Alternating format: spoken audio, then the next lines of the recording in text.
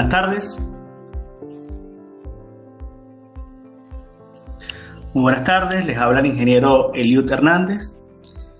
Es un gusto saludarles, tenerlos en esta sesión en la que vamos a estar comentando acerca del diseño sismoresistente de estructuras metálicas, con el uso, por supuesto, también de los programas de cálculo y dando una visión general de lo que es, digamos, hacer el diseño de este tipo de edificaciones.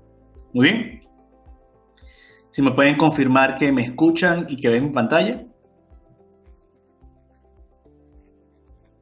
Nos comenta por aquí el ingeniero Mauricio Saldívar, y confirmado. Igualmente el ingeniero Enrique Aguilar. Muy bien.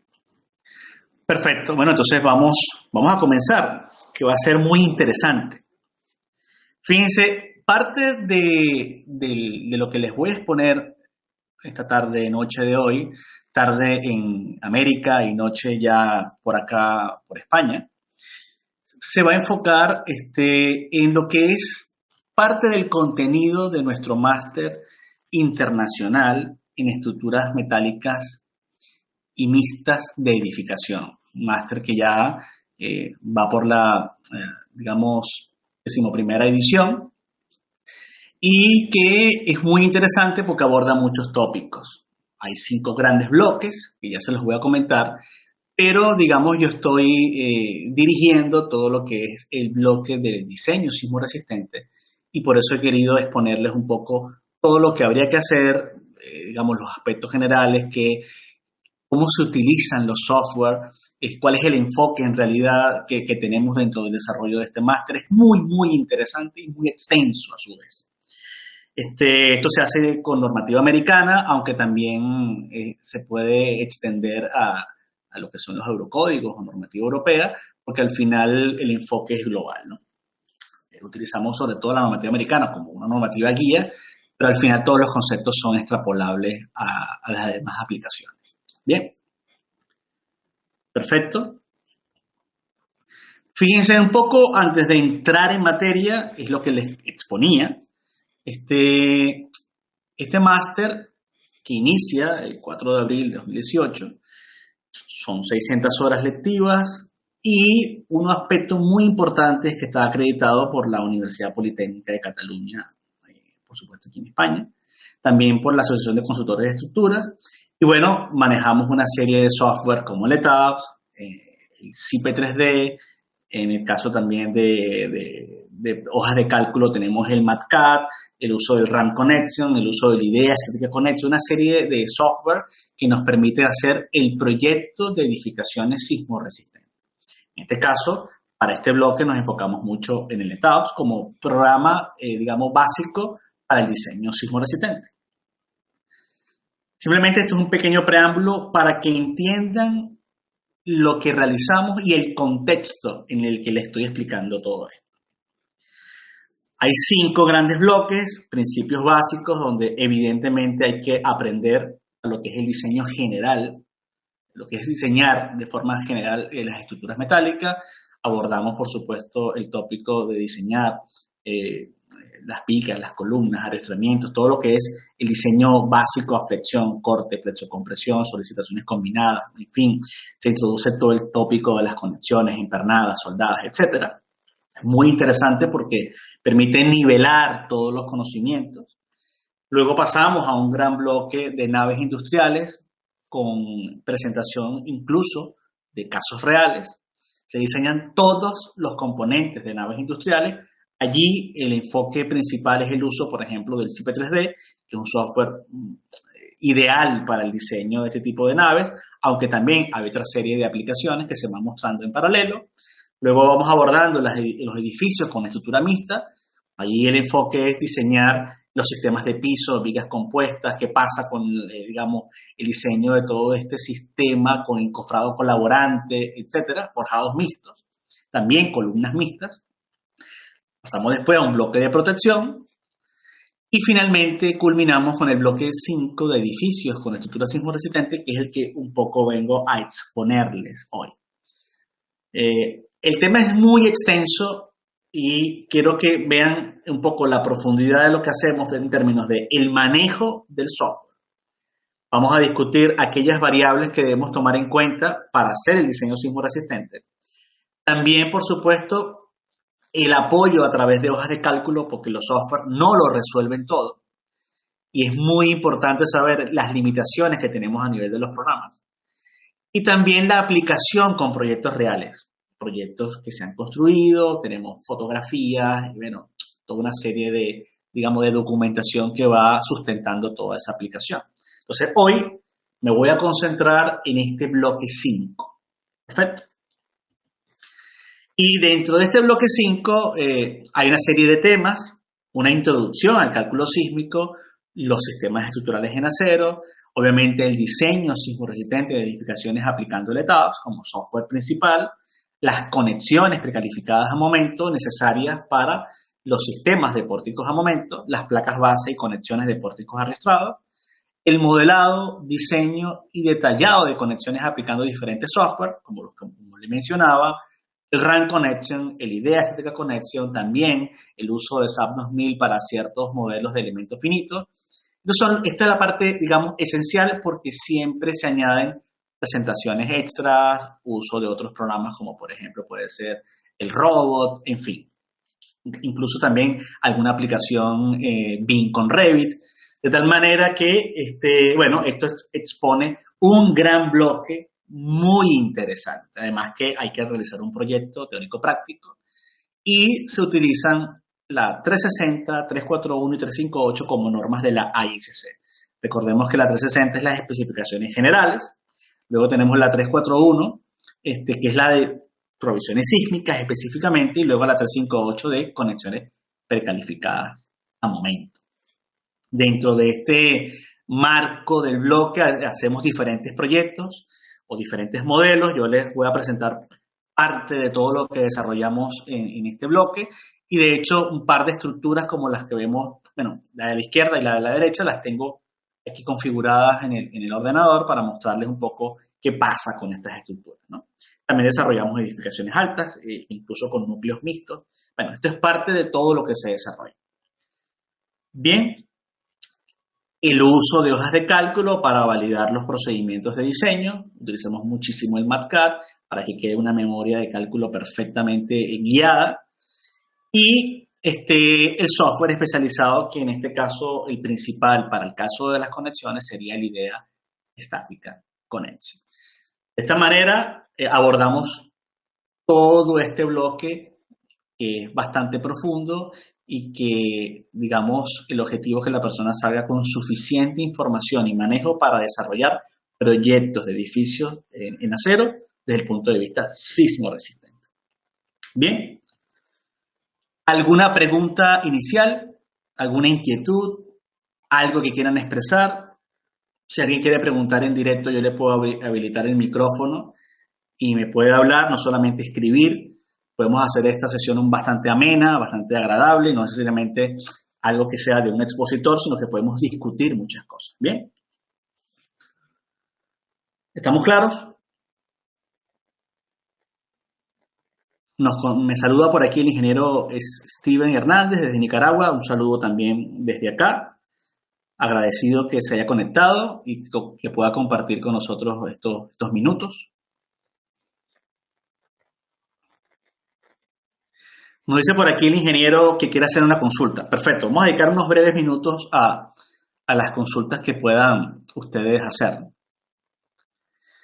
Para el diseño sismo resistente en Canadá se usan las AISC. Ellos tienen su propia normativa, pero evidentemente por la cercanía, por estar en Norteamérica, hay mucha referencia de la AISC. De hecho, hay estudios que se desarrollan en Canadá que luego son adoptados por la AISC, como por ejemplo el estudio de todo lo que tiene que ver con los perfiles tubulares. Bien. De tal manera que como hay mucha complicidad allí dentro entre Canadá y Estados Unidos, prácticamente pudiéramos decir que las normativas son prácticamente las mismas. Emilio Jiménez Sánchez, saludos desde España, saludos también desde acá, que estamos en el mismo uso horario. ¿Qué tanto se aborda la conexión metálica? Entiendo que en un muro estructural, Bueno, no veo bien la formulación. Si me la puede reformular sería interesante porque no entiendo bien la pregunta. Henry Hidalgo, buenas tardes, ingeniero. Saludos de Perú. Igualmente los saludamos desde acá.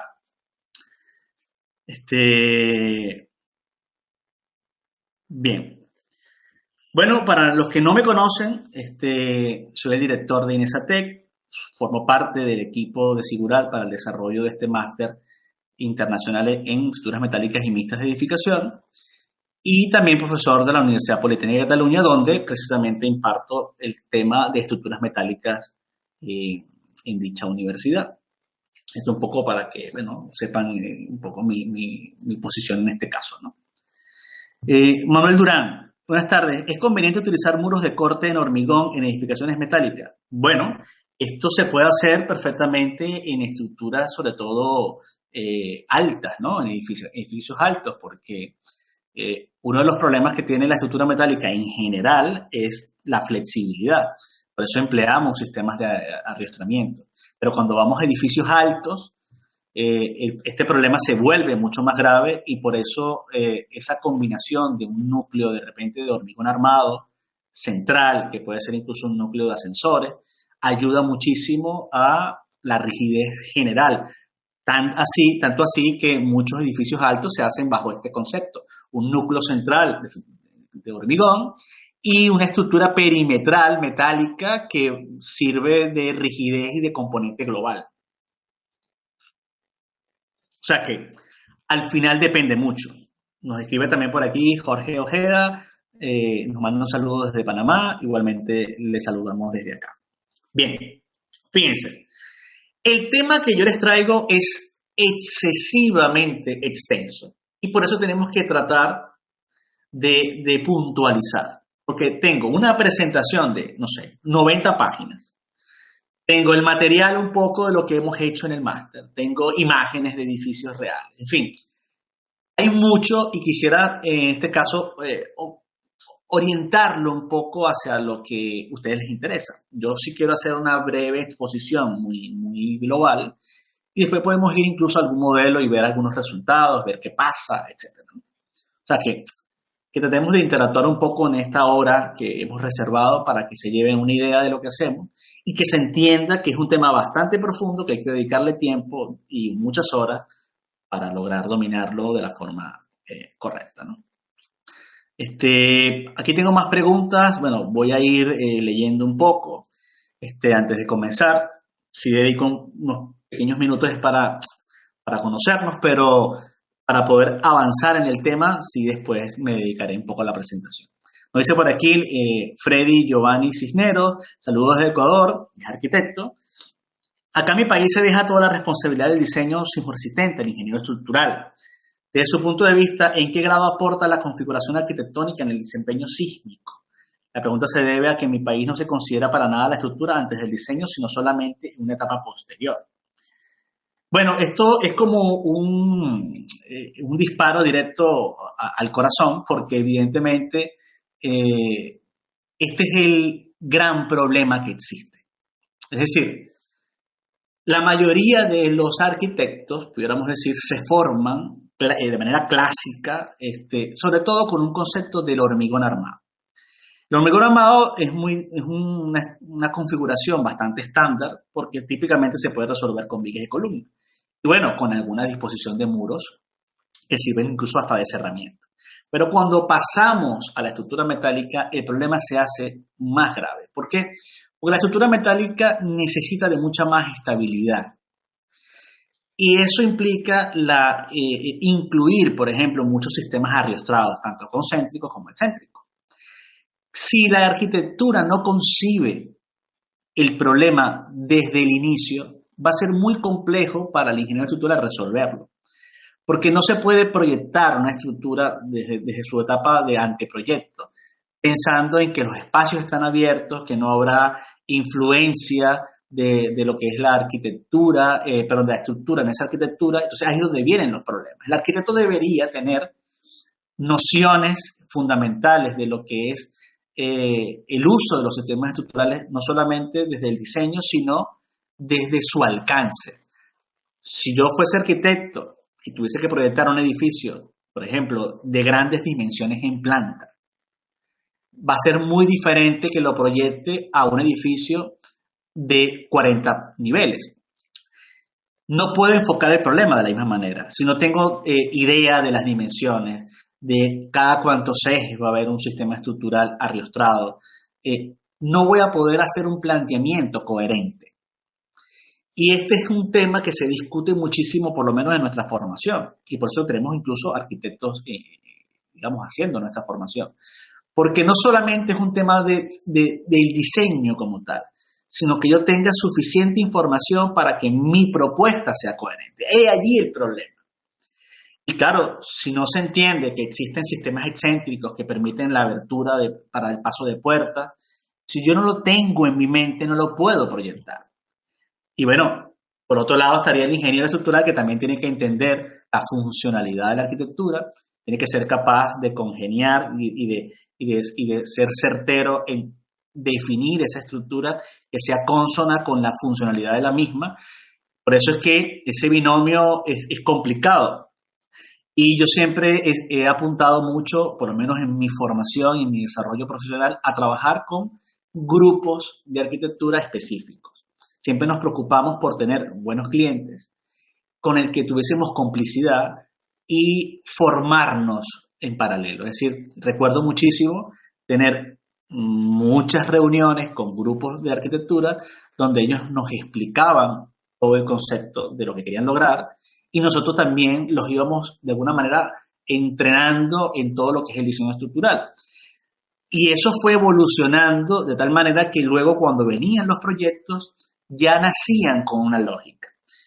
Si el arquitecto todo el tiempo busca a un nuevo estructural o ese estructural siempre está recibiendo proyectos de diferentes arquitecturas, se vuelve más complicado porque, bueno, no hay esa complicidad. Y eso se logra básicamente, bueno, trabajándolo. Bien. Vamos a ver. ¿Abordan conexiones de vigas a muros estructurales o columnas de concreto armado? Sí, se abordan sobre todo para casos mixtos. El uso, por ejemplo, de estas uniones a muros a través de barras de anclaje o sistemas como el Power Faster o sistemas Hilti. Esto se aborda, por supuesto se destacan las limitaciones que tiene desde el punto de vista sísmico y cuándo se deberían usar, ¿no? También nos saluda por aquí Jeffrey Mirabal desde Dominicana. Y bueno, leo esta última pregunta para empezar, ¿no? Richard Alexander nos dice, buenas tardes, soy ingeniero mecánico, tengo un poco de inquietudes en las uniones, ya que he encontrado mucha información, uniones empernadas, pero no uniones soldadas. Bueno, ya esto es un tópico más global. Las guías de la ISC desde hace muchísimos años ya vienen exponiendo cómo es la metodología, las limitaciones que tienen. Hay muchísima información, incluso de libros, acerca de uniones soldadas. Y bueno, nosotros hemos hecho un resumen bastante extenso, pudiéramos decir así, de la aplicación con ejemplos, ¿no? Bien, bueno, yo quiero pasar un poco la presentación. Luego saltaré un poco también a los modelos y vamos a ir viendo ciertas cosas porque necesito exponer por lo menos la parte básica para que entendamos qué se quiere lograr. Bien, fíjense. Bueno, si siguiéramos toda la agenda de esta presentación, que es muy extensa y trataré de ir a los puntos más importantes, veríamos una introducción, acción sísmica, las normas, la filosofía, los sistemas, el diseño tanto de los sistemas como de las conexiones y los métodos de análisis. Bueno, un primer punto que hay que entender es que las estructuras están sometidas a acción sísmica y que esta acción sísmica termina siendo prácticamente la acción más crítica de las edificaciones, evidentemente en zonas de alta sismicidad, mucho más que el viento, a menos que sean estructuras livianas, como pueden ser las naves industriales. Pero lo que son las edificaciones como tal, tenemos que prepararla para resistir adecuadamente la acción sísmica. El acero estructural es muy conveniente porque es un material que es homogéneo y además de ser muy resistente, suele ser muy duro. A diferencia de lo que sucede con el hormigón armado, que utilizamos el acero de refuerzo para lograr utilidad y a través de confinamiento, ya aquí partimos de una estructura que está conformada por elementos que son dúctiles. Pero para ello hay que hacer control de esas posibles fallas frágiles que se puedan generar. Dentro de la composición del acero, evidentemente el carbono es uno de los que nos da una de las mayores características, y tenemos diferentes perfilerías, perfiles formados en caliente, perfiles formados en frío, diferentes configuraciones, perfiles I, H, angulares. Algunos son aptos y otros no para el diseño sismo resistente por las relaciones ancho-espesor. Dentro de esas características o ventajas de la construcción del acero, ya lo describía: alta resistencia, uniformidad, durabilidad, ductilidad, que es un parámetro súper importante, la tenacidad, y una serie de ventajas que tienen que ver con el sistema constructivo: rapidez de montaje, gran capacidad de laminar planchas y de diferentes tamaños, posible reutilización después de desmontar una estructura. Y bueno, estos son de las grandes ventajas. Y si vemos el gráfico que tenemos a la derecha, la capacidad que tiene el perfil de plastificar de forma total. Esa es una gran ventaja porque eso nos lleva al concepto de la rótula plástica de una manera casi perfecta. Nosotros somos capaces de hacer que un perfil metálico plastifique en su totalidad. Y eso nos ayuda a la disipación de energía.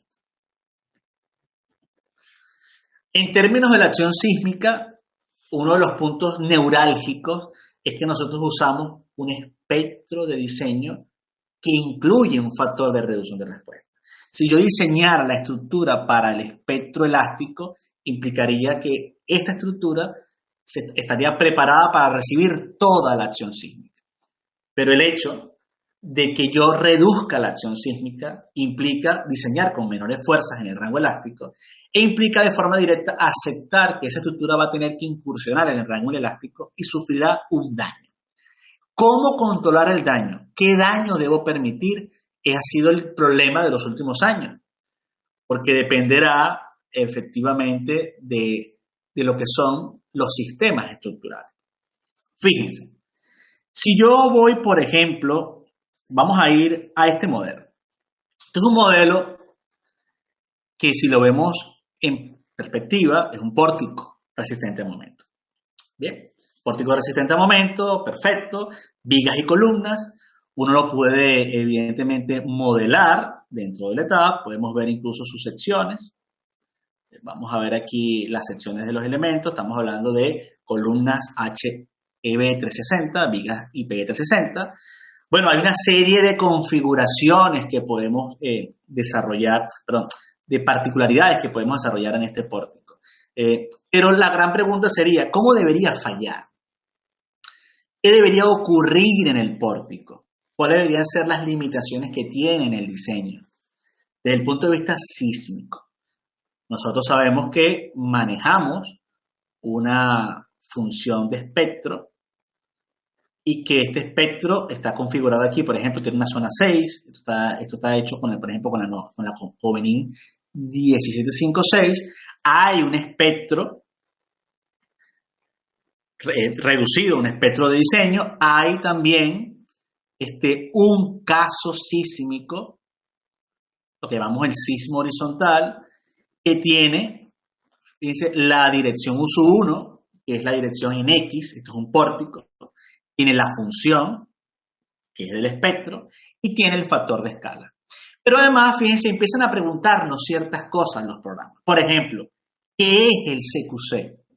Nosotros estamos acostumbrados a usar programas, pero no necesariamente entendemos lo que hay dentro. Cuando el programa nos dice caso modal, perfecto, ¿qué son los modos? Luego, ¿cuál es el método de combinación modal? Bueno, yo pregunto, ¿cuál deberíamos aplicar de todos estos? El CQC, el SRSS, el absoluto. Claro, entonces hay que entender de qué se trata eso. Hay que entender cuál es, digamos, la aplicación que tiene un método CQC, por ejemplo. Y allí es cuando nosotros podemos ir. Vamos a buscar acá dentro del máster. Fíjense, por ejemplo, aquí hay una aplicación que dice aplicación de definición de espectros. Está claro. Y tenemos ejemplos de aplicación del análisis espectral de pórtico de 2 niveles. Claro, cuando yo entro allí, puedo observar diferentes aplicaciones, pero una de ellas, simplemente por mostrarlo, si hiciéramos aquí, vamos al enlace, fíjense, esto es una estructura de 2 niveles, donde aquí se va explicando el análisis espectral. Y de hecho llegamos a, digamos, a lo que sería el método CQC. Una vez que se utiliza el espectro, nosotros somos capaces de hacer la aplicación, repito, de ese método CQC. Si me acerco, verían, repito, el ejemplo. Esto es uno de los ejemplos que se expone. Vemos los cálculos de autovalores, las frecuencias y periodos, autovectores, las formas modales, la ortogonalización y normalización de los modos. Y vemos precisamente el análisis modal y además después del espectro de diseño vemos la respuesta modal y al final de toda la respuesta modal vemos la respuesta máxima probable a través de la combinación cuadrática completa. Entonces hay que empezar por la dinámica para entender qué es lo que ocurriría en principio con la aplicación de lo que sería la acción sísmica. Además tendría lo que sería la combinación direccional, que es el método SRSS, que en este caso no aplica porque tenemos una sola dirección. Bien, eso en primer lugar. Entonces, cuando nosotros vamos viendo qué ocurriría en este pórtico, fíjense, si yo viera, por ejemplo, un análisis de pushover, lo que pasaría con las rótulas plásticas. Vamos a ir generando las rótulas plásticas. Fíjense, uno empieza a notar dónde están las fallas de esta estructura. Digamos, símbolo, si pudiéramos llamarlo así, este círculo de color verde, en este caso, me va indicando que esas vigas y en la base de la columna ya se está alcanzando la plastificación. Bien, vamos viendo qué va ocurriendo con la estructura. En el fondo esto es lo que debería pasar en una estructura de pórtico. Deberíamos ver fallas dúctiles en las vigas, una columna que se mantiene prácticamente en el rango elástico con cierta cedencia en la base, que es ideal para que también, digamos, no sea excesiva las fuerzas en la base. Esto le da cierta flexibilidad, pero tampoco llega a ser inestable. Y veríamos, por ejemplo, lo que es la curva del pushover. Esa curva del pushover somos capaces además de relacionarla con un modelo bilineal para ver lo que sería la ductilidad. Yo perfectamente puedo venir a estimar aquí un comportamiento, por ejemplo, con un espectro característico, vamos a suponer el espectro R igual a 1, y aquí, por ejemplo, yo pongo 981, que sería el factor de escala. Pero yo puedo ir alterando ese factor de escala hasta que este punto prácticamente está al final y voy viendo cómo ir representando esta, vamos a decir, curva real a través de una curva idealizada. Vamos a colocar aquí 21 para que vean. Una curva idealizada bilineal. Esto que les estoy mostrando en principio es una curva que representa a través de 2 tramos rectos es una representación de la curva real que me permite definir el punto final y el punto cedente. Y si tengo los dos, tengo la ductilidad. Pero si yo le coloco, por ejemplo, 981, lo que estaría viendo es el punto de máxima demanda, vería ese desplazamiento y con esto yo puedo inferir qué pasaría en la estructura. Si el nivel de desplazabilidad es el adecuado, si las derivas son adecuadas, si el nivel de daño esperado para ese desplazamiento está dentro de mis estándares para lo que quiero diseñar esa estructura. Vería también el uso de lo que es el método del FEMA 440, el método del espectro de capacidad, que en función a la variación de espectros producto del incremento de amortiguamiento llego al punto de desempeño. En la izquierda ven ustedes lo que es el performance point. Esto que yo les estoy exponiendo es lo que es el diseño por desempeño sísmico. Es, además de hacer un análisis lineal, hacer un análisis no lineal a través de un análisis tipo pushover, obtener la curva de capacidad, el punto de desempeño, y este punto de desempeño lo que me está dando es el punto de máxima demanda en la estructura. Y dependiendo de la zona donde caiga, yo sé qué nivel de daño hay. Ahora, este es el resultado de haber hecho un diseño sísmico de un pórtico resistente a momento, siguiendo toda la normativa. ¿Qué quiero decir con esto?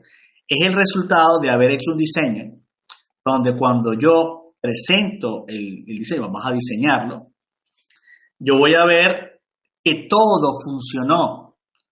Yo veo que las vigas y las columnas están dentro de un rango tolerable.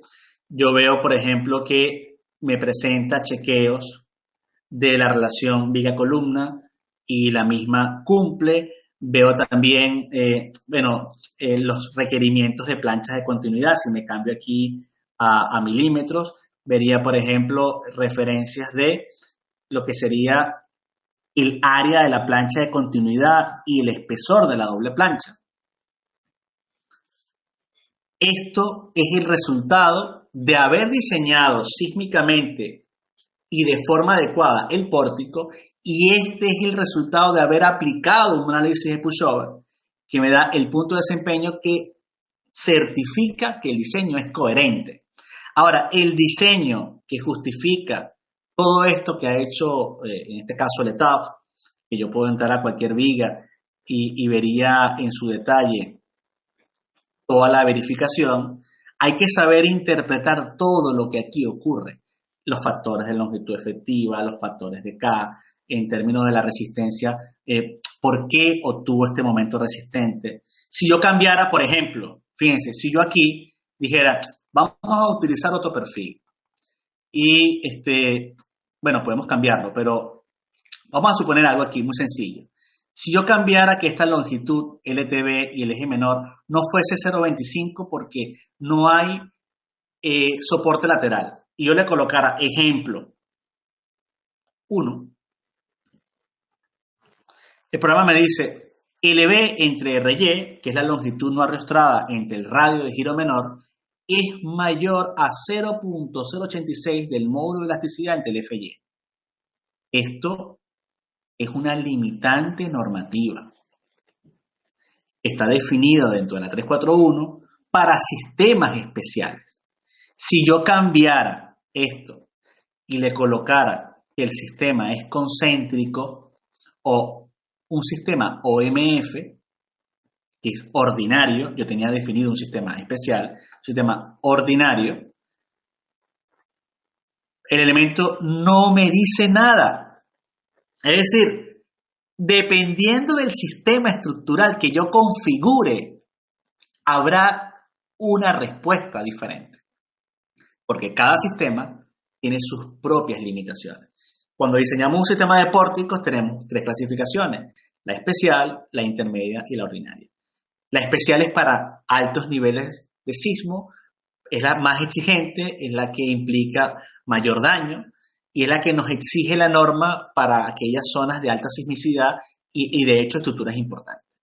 Entonces, cuando vamos bajando de categoría a la intermedia y a la ordinaria, va disminuyendo también las exigencias, pero en la medida que yo disminuyo la exigencia, el R también debe ser mayor. Por ejemplo, yo un sistema especial lo puedo diseñar con un R igual a 6, el intermedio de repente con un R igual a 4 y el ordinario con un R igual a 2. ¿Por qué disminuimos el R conforme bajamos la exigencia? Porque el disminuir la exigencia o de clasificación implica diseñar más en el rango elástico.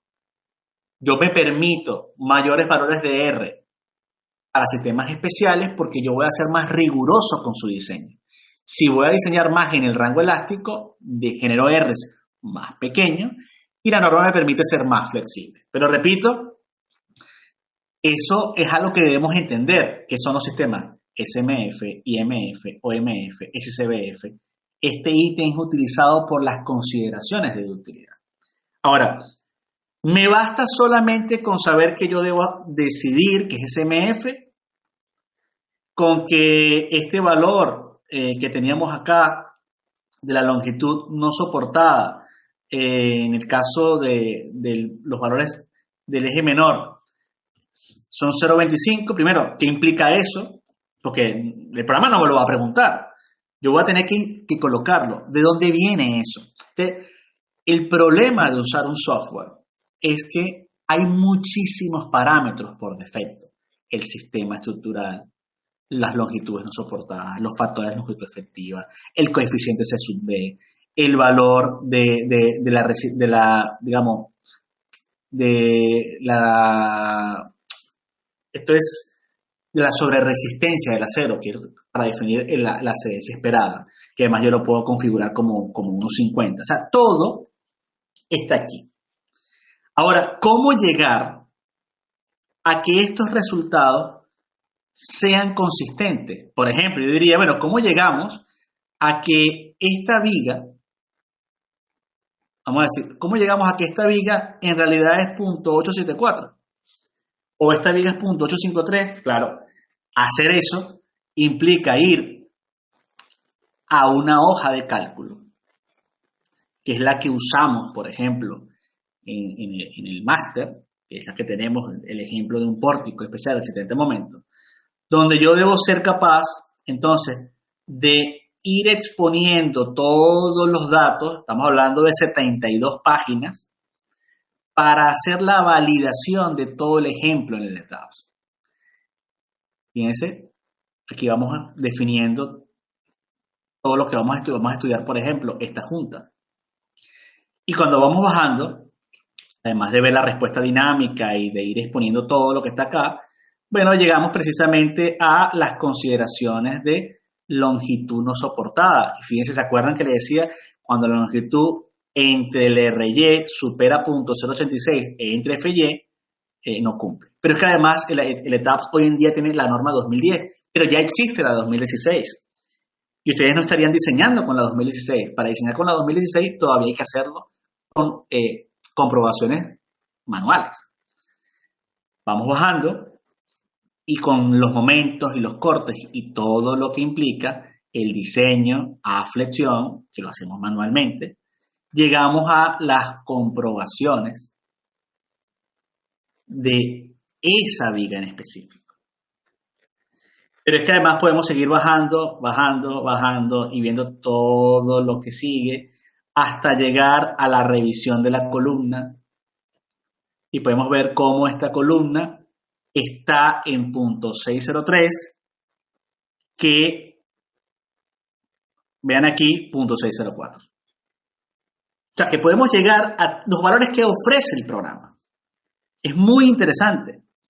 Puedo continuar bajando y puedo, por ejemplo, ir bueno, he quitado la revisión,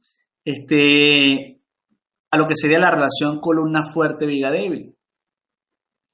Yo puedo llegar a plantear lo que son las posibles rótulas plásticas y llegar a una relación de momentos, fíjense, de 1.038, que en realidad en el programa debería ser .963, pero es que además una de las cosas que se hace mención es que el programa hace una estimación de esa relación viga-columna.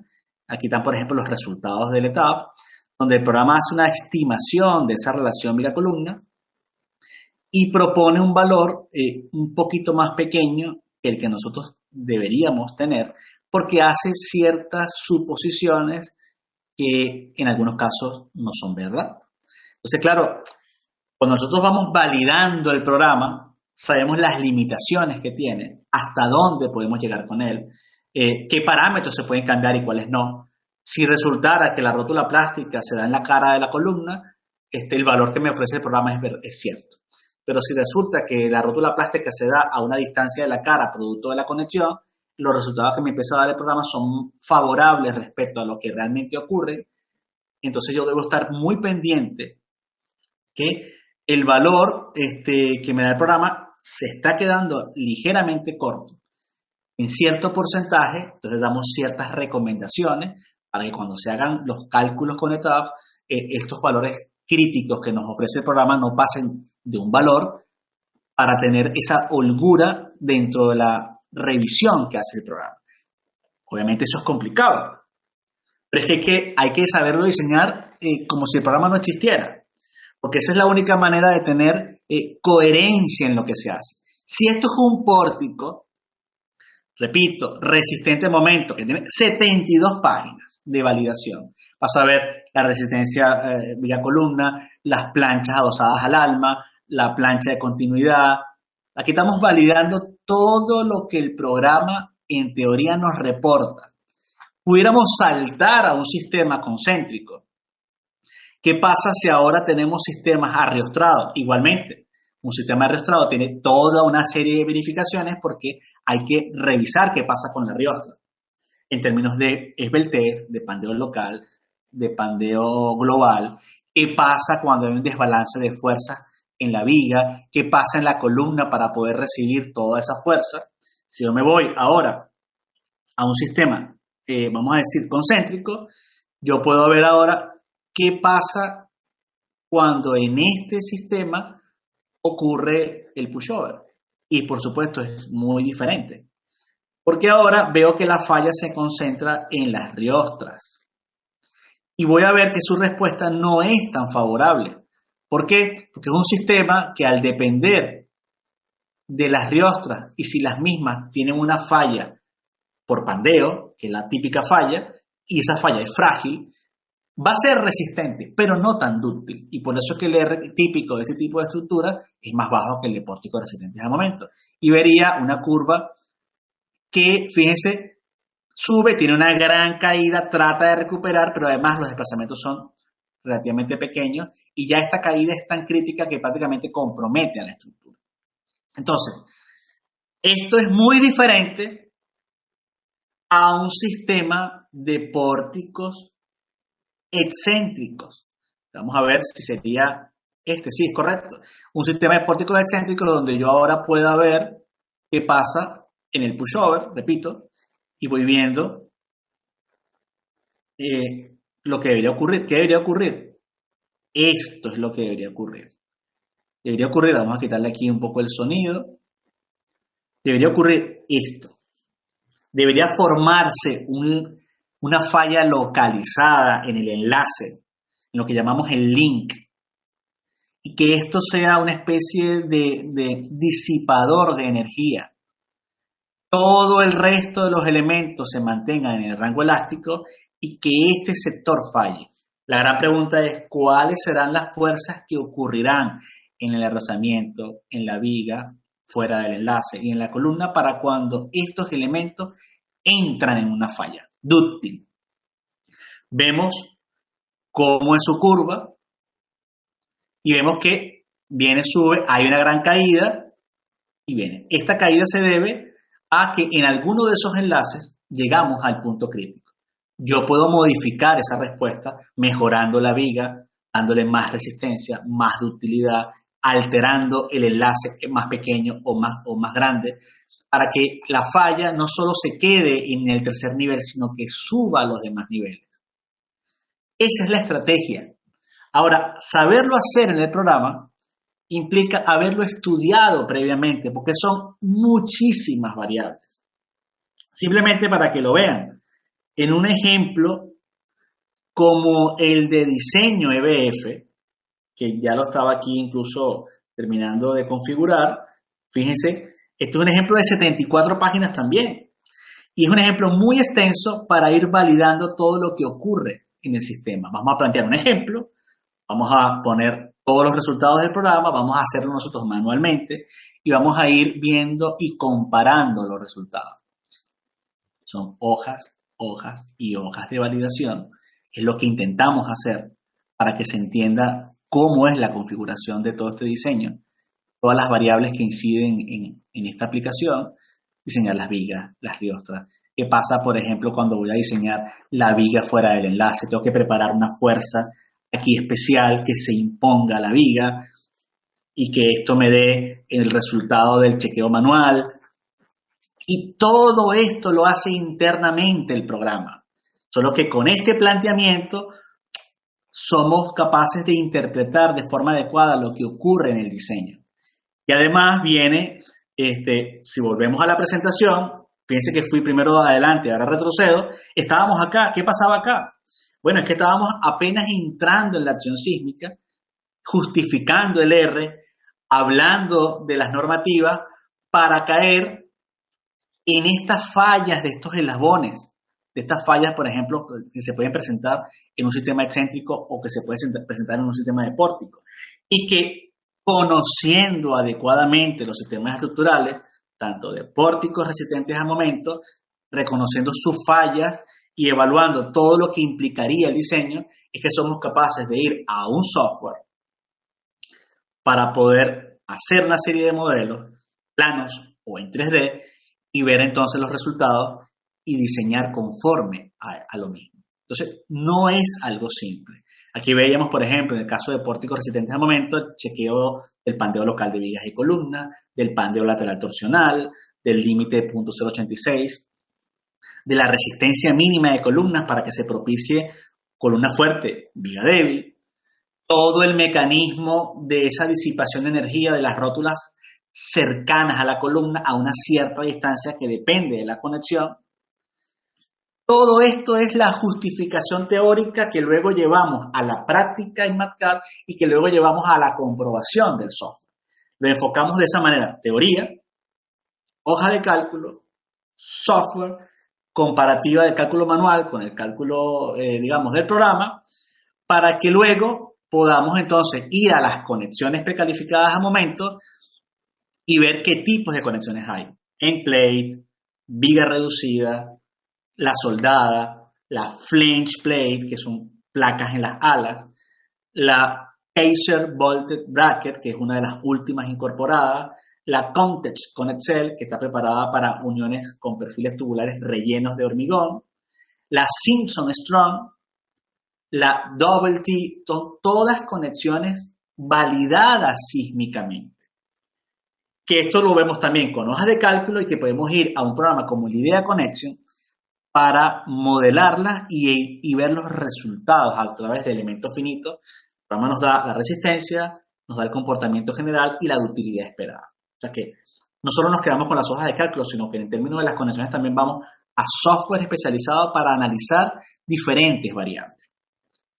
Y cuando entramos a los pórticos excéntricos, veríamos igual la verificación del pandeo local, el diseño de este enlace, si es más corto, si es más grande, qué incidencia tiene, el detallado, los rigidizadores, cómo hay que interpolar para lograr esa máxima rotación plástica. Fíjense, este gamma sub P que vemos aquí, este valor de gamma sub P es el que veíamos en la hoja de cálculo, en este caso en la EBF. Permítanme un segundo para encontrarlo. Esa verificación, eso está al principio del enlace, es una de las cosas importantes de verificación, que es precisamente este gamma sub P, que cuando comparamos el valor de cálculo .034, que es el máximo, y el que hemos tenido nosotros es .031, vemos como este valor es más pequeño que el máximo, y este es el reporte del ETAP. El ETAP nos dice, el que tú tienes es 0.31, que el máximo es 0.34, porque el programa ya hace una propia interpolación y llegamos a los mismos valores del programa. Esos valores son lo que obtendríamos, por ejemplo, acá. Cuando yo hago el diseño de este elemento o de esta estructura, precisamente vería lo que sucedió aquí. Yo entraría a este elemento de acá y voy a ver precisamente que ahí estaría las revisiones del enlace. Primero, que es un pórtico excéntrico. Y segundo, que aquí aparece precisamente esa rotación del link. Asimismo, si yo entro, por ejemplo, acá, vería cómo el programa hace un cálculo especial de la viga fuera del enlace, diciendo que el caso sísmico lo reemplaza por 1.1 R sub N. Ese 1.1 R sub N es lo que nosotros colocamos aquí cuando hacemos el diseño de la viga fuera del enlace, el diseño especial que le estaba comentando, que es el diseño precisamente de este tramo. Fíjense que se expone 1.1 R sub N. De tal manera que con esto, lo que quiero decir es que diseñar en el programa no es solamente saber modelar en el programa. Hay mucho de trasfondo. Ahora imagínense el problema que implica. Si la validación de un pórtico son 70 páginas de excéntrico, de concéntrico, de SMF, pórtico resistente al momento, etc. Si no hiciéramos esto, ¿cómo interpretaríamos los resultados de una estructura 3D que tiene dos sistemas incluidos? Un sistema de pórticos excéntricos en la dirección corta, un sistema de pórticos resistentes al momento en la dirección más larga, y que ahora estamos combinando los sistemas. Ahora vamos a tener un diseño integral. Tenemos la mezcla de una respuesta dinámica global. El programa va a ser el diseño tanto en SMF como en EBF. ¿Cuáles son los elementos SMF? ¿Cuáles son los elementos EBF? ¿Cómo configurar las uniones si están articuladas, si están empotradas? ¿Qué cantidad de pórticos debo colocar para controlar la rigidez torsional y que esa deriva esté dentro de los límites? Que no haya problemas de irregularidad vertical, que no haya problemas de irregularidad horizontal. Se mezcla el comportamiento general con el diseño individual. Yo debo primero atender a la dinámica de toda la estructura para que el corte de piso sea el adecuado, las derivas sean las adecuadas, los desplazamientos, etc. Y una vez que está controlado eso, ahora voy al diseño particular. Que este elemento excéntrico me dé lo que debe dar. Cuando yo entre el diseño de este elemento, me reporte una serie de resultados que yo, como previamente he diseñado pórticos excéntricos, sé lo que está diciendo el programa. ¿Ustedes creen que se logra en un día? No, se logra en mucho tiempo. Por eso planteamos un máster, por eso la persona tiene que venir, cuando llega el bloque 5, que es el último, tiene que venir perfectamente alineado con todo el diseño básico, haber entendido los conceptos fundamentales, porque llegado a este tópico, necesitamos a una persona, digamos, en toda su capacidad para ir a diseñar esta parte que es más compleja, mezclada a través del software. Entonces, repito, es revisar la teoría, consultar la norma, hacer una serie de hojas de cálculo que ya han visto que no son cortas, pasar una serie de modelos planos para validar con hojas de cálculo y con el software y comparar los resultados. Eso nos da muchas conclusiones. Luego pasar a un modelo tridimensional que puede ser este o puede ser, por ejemplo, este, donde vamos viendo todos los resultados y ya aquí lo que vamos es prácticamente a la etapa final. Es decir, bueno, ya entendí la dinámica, ya entendí el diseño de todos los sistemas, ya sé lo que tengo que hacer. Entonces ahora voy a plantear un edificio, ya sé cuántas riosas debo colocar para garantizar una buena estabilidad en términos de rigidez y de resistencia. Ahora vamos a hacer un edificio que más que sorprendernos del diseño, es validar lo que ya sabíamos que tenía que ocurrir. Y eso se llama tener criterio. Es decir, la diferencia entre un especialista en algo y uno que no lo es una persona que tiene criterio. Es decir, bueno, este edificio debería tener estos arrastramientos, estas vigas, estas columnas, porque son las que cumplen con tales condiciones sismo resistentes y además están adaptadas para tal cosa. Vamos a probarlo, vamos a validarlo, hacemos pequeños ajustes y sale un proyecto. De eso se trata. Por eso es que el uso del software es vital, pero no es lo único. Solo que el software nos permite minimizar el tiempo de hacer un proyecto, pero no puede ser usado sin conciencia y sin manejo profundo de los resultados que reporta. ¿Bien? ¿Cómo lo ven?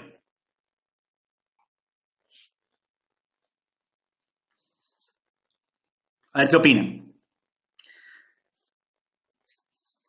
Nos dice por aquí Jeffrey Mirabal.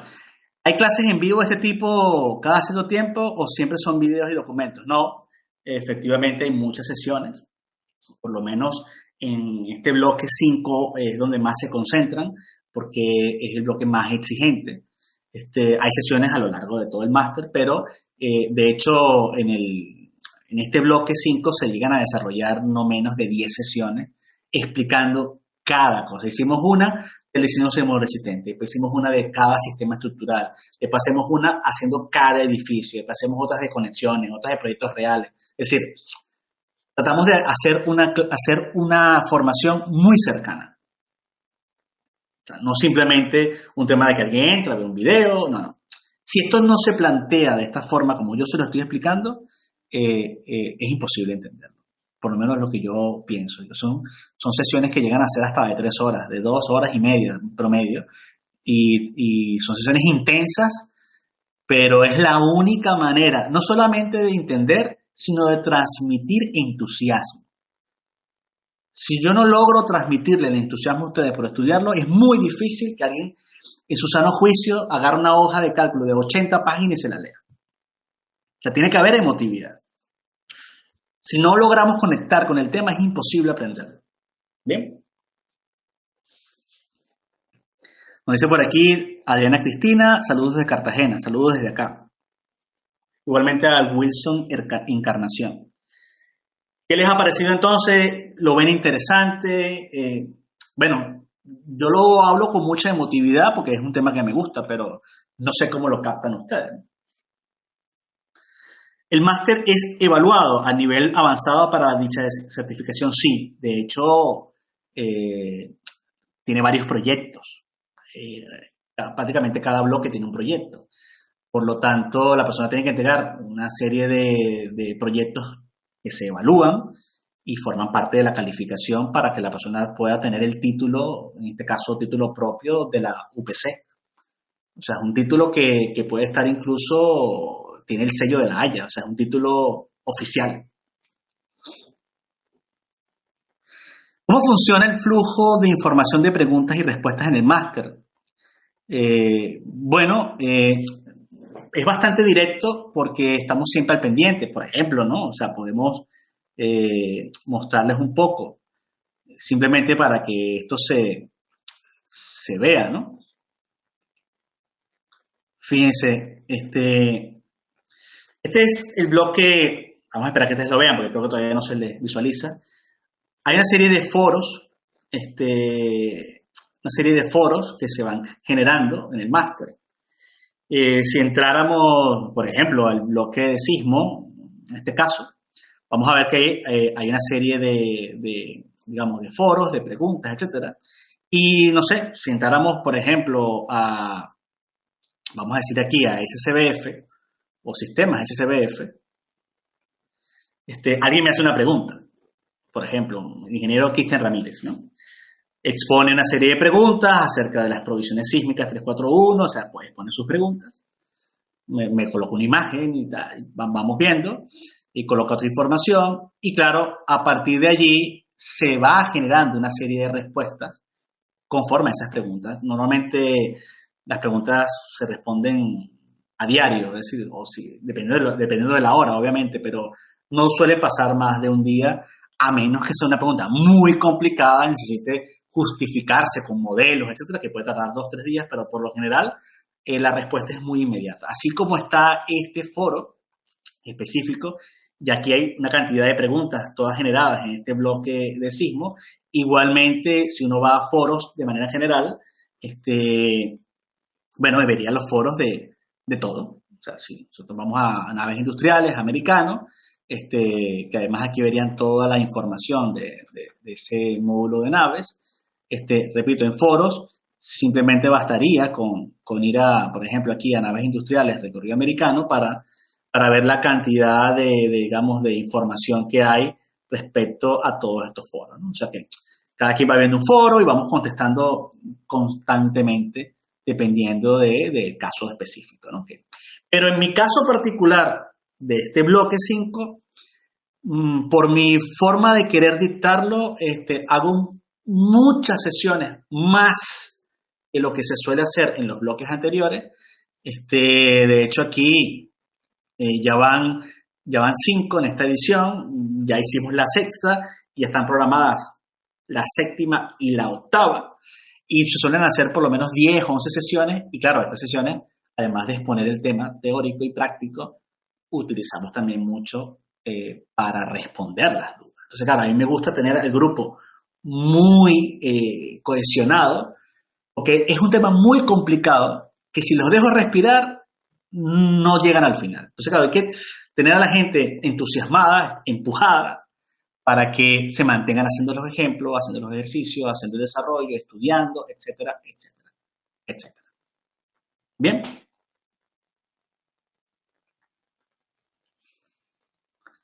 Nos preguntan por aquí si el máster es a través de INESA o Sigurat. Es en conjunto, este es un máster donde INESA, la empresa que yo dirijo, desarrolló el bloque 5 del máster. Formamos parte del equipo de Sigurat, de todo el máster, los máster de Sigurat, hecho por un gran grupo de personas, y nosotros, digamos, tuvimos la responsabilidad, debido a la experiencia que teníamos en el área, de abordar todo el bloque 5.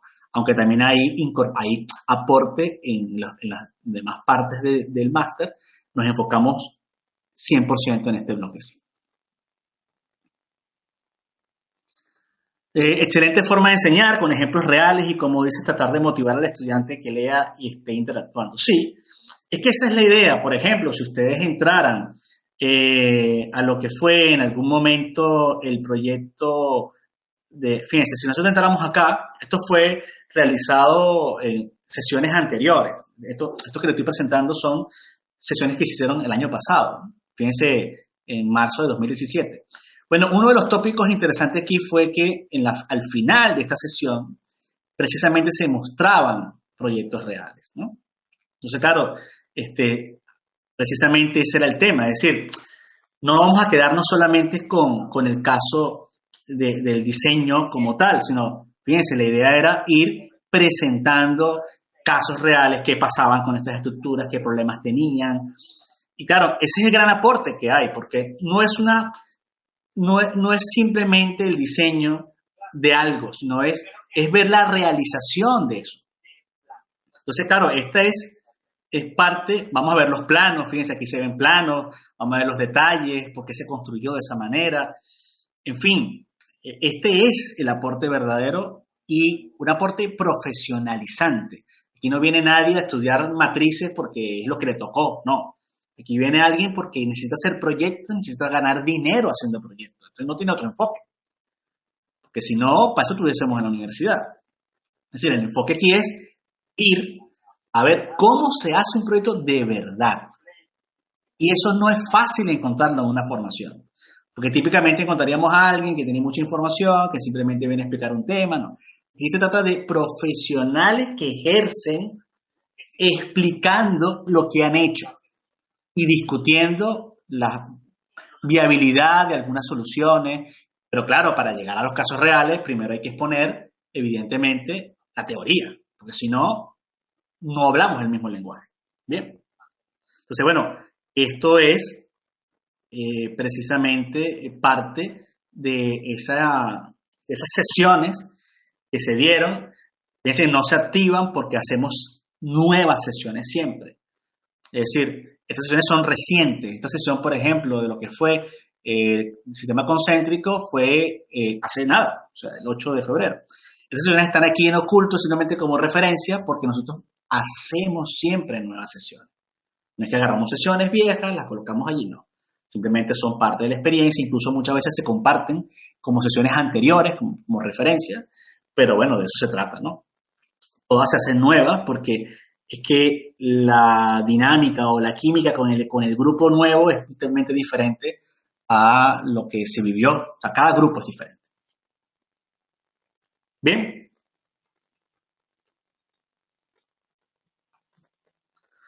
Vamos a ver, aquí me preguntan sobre la posibilidad de que esté validado en el país. Esto tendría que revisarse, digamos, en cada país. Desconozco las leyes de cada país. Sé que el máster se ha logrado avalar en diferentes países de Latinoamérica. Creo que el último caso que tuve la referencia, porque fue interesante, fue en Colombia. Entiendo que sí, que siendo la UPC incluso una universidad de prestigio y siendo un título propio, esto puede calificar para cada país. Pero repito, yo entiendo la necesidad que tiene cada quien de que el máster esté acreditado específicamente en cada país. Pero no pierdan de vista que esto está hecho básicamente para que aquella persona que está haciendo proyectos haga mejores proyectos, más proyectos, que se traduzca en un beneficio económico de su actividad. Por supuesto, entiendo la necesidad de que alguien tenga un título y diga que lo tiene, pero no está concebido en ese objetivo. Es decir, no es algo que su mayor valor sea el académico, su mayor valor es el profesional. Bien. Bueno, yo tenía obviamente muchísimo más que presentarles. Me dedico unos minutos antes de cerrar para que vean un poco lo que faltaba. Bueno, esto era parte de toda esa presentación de los pórticos excéntricos, qué pasa con el enlace, qué sucede cuando vemos su comportamiento dúctil y un poco más frágil. Bueno, veíamos todo el diseño especial de la columna, íbamos a los pórticos especiales concéntricos, también para ver las limitaciones que tenía o tiene ese sistema, que también son bastante interesantes. Esto es lo que precisamente exponemos a través de las hojas de cálculo, todo el procedimiento del diseño. Veíamos las conexiones, detalles típicos, por ejemplo, de estas conexiones. Cómo se pueden hacer con pernos, con soldaduras, cuáles son las dimensiones o las especificaciones para esta plancha nodo conocida como la gusset plate. Detalles 3D de estas uniones para que se entienda cómo es el trabajo que ellas requieren. Los métodos también de análisis para estabilidad, aquí hablamos del método de la longitud efectiva, el método del análisis directo que se utiliza muchísimo, que es el que implica reducción de inercias y de área hasta de un 20%, las notional load para las imperfecciones geométricas, en fin. Bueno, esto es gran parte, lo que hice fue, no quise enredarlos mucho con toda la presentación porque quise un poco que vieran la parte práctica y que entendieran sobre todo la dimensión del problema. Bien. Entonces, bueno, hemos llegado al final. Agradezco muchísimo digamos, que hayan tomado el tiempo de aguantar esta hora. Vamos a ver que aquí tengo una pregunta. Trabajo en Estados Unidos, aquí se hacen muchos edificios metálicos, llamados edificios pre-engineered, donde todas las conexiones son atornilladas, se tocan ese tipo de edificaciones. Claro, por supuesto, nosotros hacemos un barrido de todas las tipologías, evidentemente. Y bueno, nos concentramos incluso mucho desde el punto de vista sísmico en uniones con pernos, porque es que la mayoría de las uniones precalificadas, prácticamente a excepción de una, son con pernos. Y esta justificación viene porque hay un mayor control de calidad. Las conexiones soldadas tienen el problema de precisamente se ejecutan en campo y pueden haber problemas con las mismas. Entonces, desde el punto de vista sísmico, sin duda, el enfoque es con las uniones empernadas. Bueno, si tienen alguna duda, yo siempre les dejo mi correo. Alguna duda técnica, la parte comercial y quienes estén interesados ya se pueden comunicar directamente con Sigurat. Igual, si quieren, me pueden escribir a mí y yo con mucho gusto los remito. Eliud.hernandez@e-sigurat.com. Es muy sencillo, se lo estoy colocando a todos. Vamos a ver. Por aquí Daniel Felipe Pineda, buenas tardes. El máster es un título validado en Colombia y lo homologan para firma de planos de diseño de edificios. Entiendo que hemos tenido ingenieros colombianos que han homologado el máster en Colombia. Esto le podemos mandar más información. Si le interesa saber más sobre esto, me puede escribir al correo que le estoy dejando y con gusto le asesoramos, ¿no? Pero entiendo que ya hay solución para hacer la homologación en diferentes países. Y bueno, conozco mucho del caso de Colombia porque fue creo que el más reciente. Muy buena presentación y me gustaría charlas de naves industriales. Bueno, sí, estaremos haciéndolas más adelante. Yo no quise extenderme tanto para no aburrirlos, pero imagínense que así como estamos haciendo esta presentación es precisamente una clase dentro del máster. ¿Bien? Bueno, entonces me despido, espero que tengan una excelente tarde y que mañana, que no es un día cualquiera, la pasen muy bien. Hasta luego.